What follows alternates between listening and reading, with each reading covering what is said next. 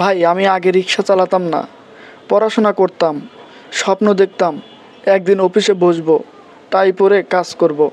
কিন্তু জীবন তো সবার জন্য এক রাস্তা একরকম রাখে না ভাই। মায়ের অসুখ, বাবার বেকার হয়ে যাওয়া, ঘরে চাল নেই, ছোট ভাইয়ের স্কুলের বেতন, সব মিলিয়ে আজ আমি এখানে, এই রিক্সার হ্যান্ডেল ধরা মানুষ।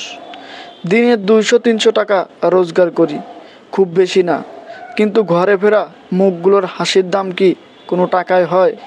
প্রতিদিন প্যাডেল মারি, শুধু খাবারের জন্য না, একটা স্বপ্ন বাঁচিয়ে রাখার জন্য। ছোট ভাই যেন রাস্তায় না নামে, আমার মতো প্যাডেল না হারিয়ে যায়। মা যেন আর কোনো দিন ভাঙ্গা চালের ভাতে পানি মিশিয়ে না খায়। আমাকে অনেকেই ছোট চোখে দেখে, কিন্তু জানো ভাই, এই রিক্সার হ্যান্ডেল আমার মাথা উঁচু করে রাখে। হয়তো আমি অফিসের চেয়ার পাইনি, কিন্তু আমি হার মানিনি, হাল ছাড়িনি আজও।